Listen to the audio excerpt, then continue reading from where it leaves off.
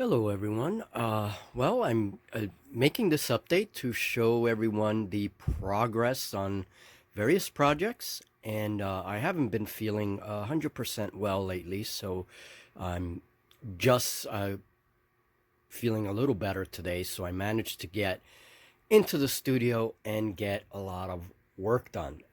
This is my sci-fi board with all the modular walls, and they're all made from recycled materials. Everything from straws and bits of fork and bottles, plastic bottles that I cut open and just use the texturing. Um, and the nice thing about these walls is that they have sliding doors, right? So that's kind of one of the features that some of them, not all of them, some of them do have opening doorways like this one here too. And so they're nice and heavy, nice and sturdy.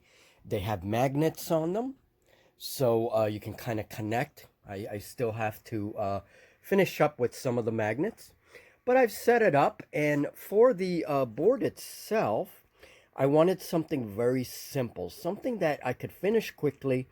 And I also wanted something that would allow, I didn't want any three-dimensional stuff on the floor so that models can kind of slide across, right? I like that feature.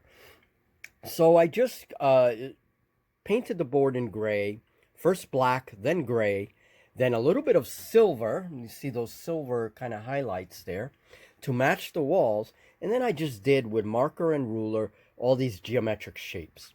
And that's all, basically to have it so it's not so bare, right?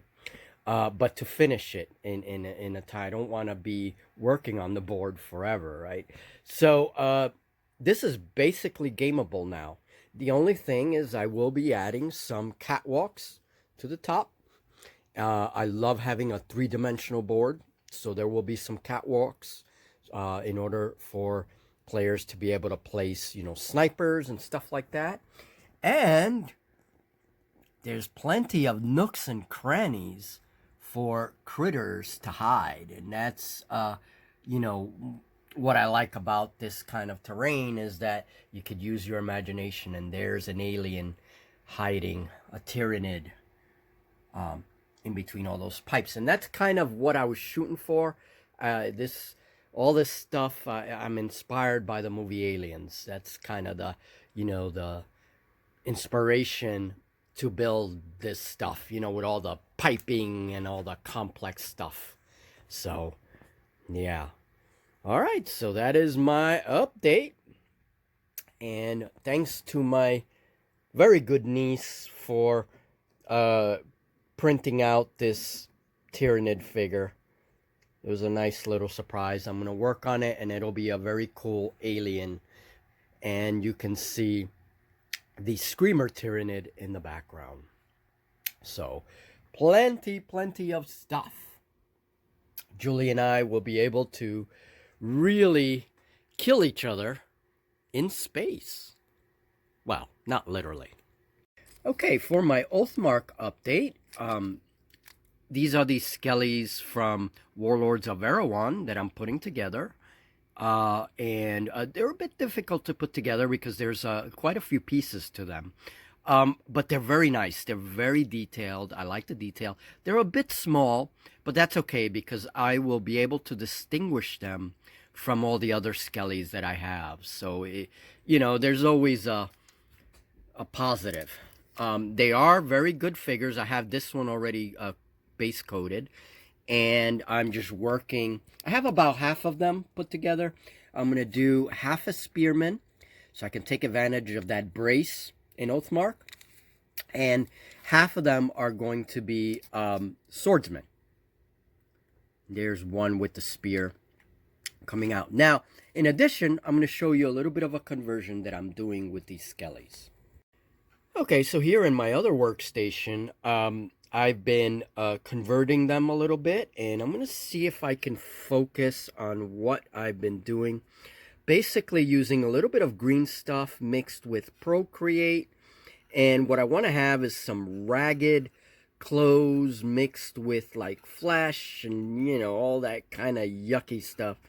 And sculpted onto some of the skellies. Not all of them, but some of them. And then when I paint them, of course, that's when I will, concentrate on taking the details out and everything. Now, I do it very, very carefully. I have my soft clay shapers here, and I use a pick to kind of stretch the clay a little bit and make it ragged. And then I also, in some places, use my tweezers. So this way I can kind of, pull the pieces of the clay, make it look very ragged, very like old, And I've never done this before. In the past I used to do like capes and things like that for my figures, but I haven't sculpted in a long time. And I sculpture mostly animals. That's my specialty. But I really wanted to give this a try. So there you can see like all the rags and all the stuff. And what I try to do is I keep the bone in some areas, keep the bone kind of showing, right? So I'm not covering all of the bone detail, and give them a really old kind of look. And there's another piece. I did like that cross cloth, and then there you go. So we'll see how they come out. Again, it's an experiment.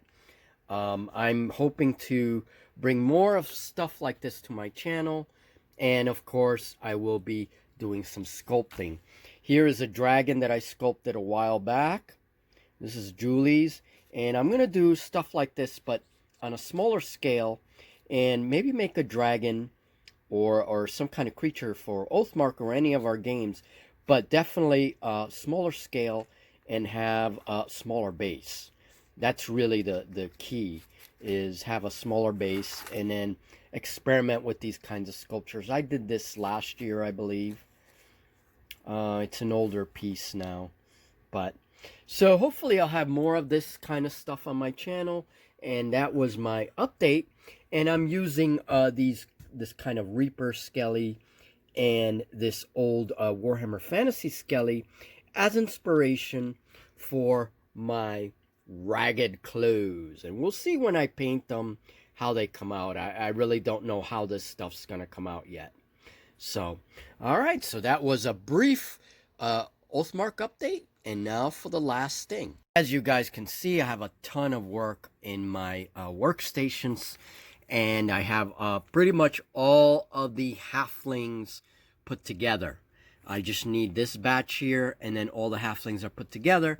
And we do want to use these halflings in Oathmark, figure out a way to kind of put them in Oathmark. We're also with the gnolls, we're going to try and bring them into Oathmark as well. And I'm sure in the future, Oathmark will have plenty of other expansions and things, to help us imagine our armies, right? But for the time being, I would like to use these halflings in various games, including Oathmark, and we'll see. But the point is, I'm good progress on these halflings. I'm almost done. There's like 2 more figures to put together, and then I can start painting them and finish up their bases, right? We see some Tomb Kings skellies back here, and I have my mounted wizard. He's going to be in Oathmark, and a bunch of other figures that Julie has base coated for me. And now they're back on my bench for painting. So, lots of figure work to be done.